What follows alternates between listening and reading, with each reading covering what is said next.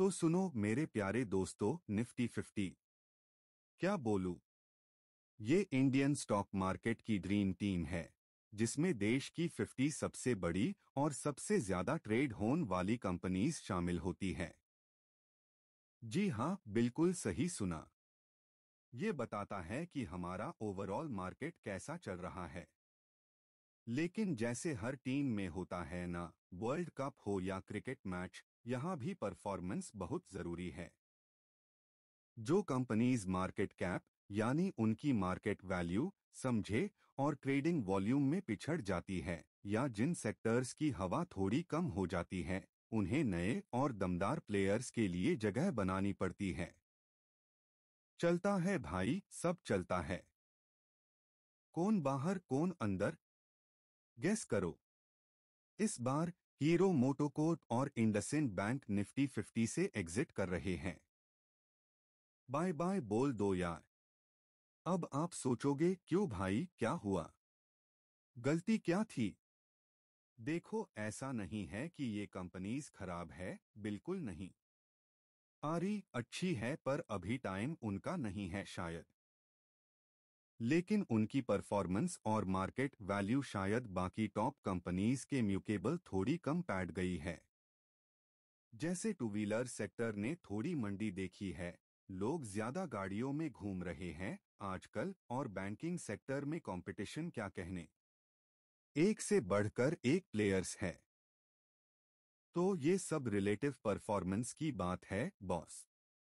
नए सितारों का स्वागत, तालियां बजाओ। और अब आते हैं नायाब प्लेयर्स पार, मैक्स हेल्थ केयर और इंडिगो। ये दोनों अब निफ्टी 50 में एंट्री मार रहे हैं। वेलकम वेलकम भाई, ये एक सीधा साइन है कि इन्वेस्टर्स का मूड बदल रहा है। लोग अब हेल्थ केयर सेक्टर पर बहुत भरोसा कर रहे हैं, स्पेशली पिछले कुछ सालों में जब तबीयत सबकी खराब थी, और मैक्स हेल्थ केयर ने तो जबरदस्त ग्रोथ दिखाई है। क्या बात है। और इंडिगो, उफ, एयर ट्रैवल में बूम है, सबको हॉलिडे पे जाना है और उनकी मार्केट में दबदबा है, तो एविएशन सेक्टर तो इन्वेस्टर्स की आंखों का तारा बन गया है। सब उड़ना चाहते हैं। बॉटम लाइन क्या है, बात खत्म।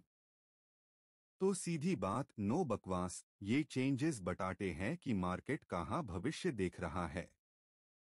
निफ्टी 50 को फ्रेश, डायनामिक और इंडिया की असली लीडर कंपनीज को रिप्रेजेंट करने के लिए ये चेंजेस बहुत जरूरी है। इसे मार्केट की सेहत बनी रहती है और अपनी जेब की भी। नमस्ते दोस्तों, बहुत एक्साइटिंग न्यूज़ है ऑटो इंडस्ट्री से। अपनी टाटा मोटर्स ने साउथ अफ्रीका में फिर से एंट्री मार ली है, वो भी एकदम धंसू तरीके से। प्योर 6 ईयर के बाद वापस आए हैं, और इस बार तो पूरी तैयारी के साथ। टाटा मोटर्स ने मोटस होल्डिंग्स के साथ हाथ मिलाया है, जो साउथ अफ्रीका की सबसे बड़ी ऑटोमोटिव ग्रुप है। ये partnership distribution, after sales service और कस्टमर सपोर्ट की भी गारंटी है। टाटा का कहना है कि उन्होंने साउथ अफ्रीकन मार्केट की नीड्स को समझा है। साउथ अफ्रीका में बजट फ्रेंडली और वैल्यू फॉर मनी व्हीकल्स की डिमांड बढ़ रही है, और इसी ट्रेंड को कैपिटलाइज करने के लिए टाटा ने ये मूव किया है। उनका टारगेट है कि साउथ अफ्रीका में टॉप 5 पैसेंजर व्हीकल ब्रांड्स में शामिल हो जाए। 6 to 8% मार्केट शेयर। क्या टाटा मोटर्स साउथ अफ्रीका में फिर से अपना मैजिक दिखा पाएगी? कमेंट्स में बताना। दोस्तों, आज मार्केट में धमाका हो गया। एससीबीआई चेयरमैन तुहिन कांता पांडे के एक सिंगल स्टेटमेंट ने बीएसई और एंजल वन के शेयर्स को धड़ाम से नीचे पाठक दिया। BSE 5% down, angel one 4% down. अब आप सोच रहे होंगे, ऐसा क्या बोल दिया चेयरमैन साहब ने? क्या कोई घोटाला हुआ है?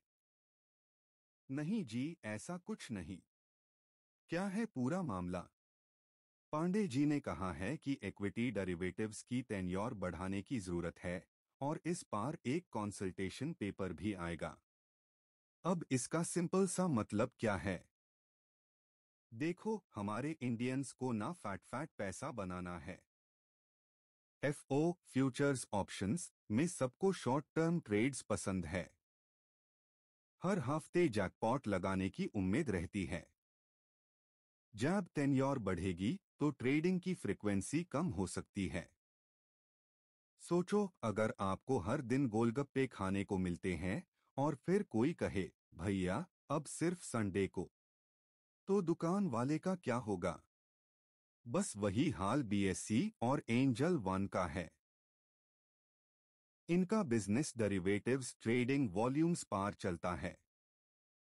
जितनी ज्यादा ट्रेडिंग उतनी ज्यादा फीस। अब वॉल्यूम कम तो पैसा भी कम।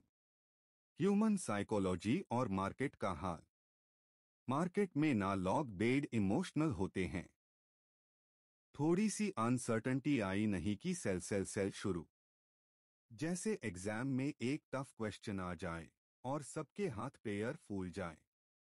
यही है सेल द न्यूज रिएक्शन और थोड़ा सा डर का माहौल। लोग सोचते हैं कहीं नुकसान ना हो जाए, भागो। एससीबीआई का मकसद तो अच्छा है, रिटेल इन्वेस्टर्स को हाई रिस्क गैम्बलिंग से बचाना। पिछले साल 90% से ज्यादा एफओ ट्रेडर्स को नुकसान हुआ है, पता है आपको? 90%। तो एससीबीआई चाहती है कि लोग लंबी रेस के घोड़े बने, शॉर्ट टर्म जुआरी नहीं।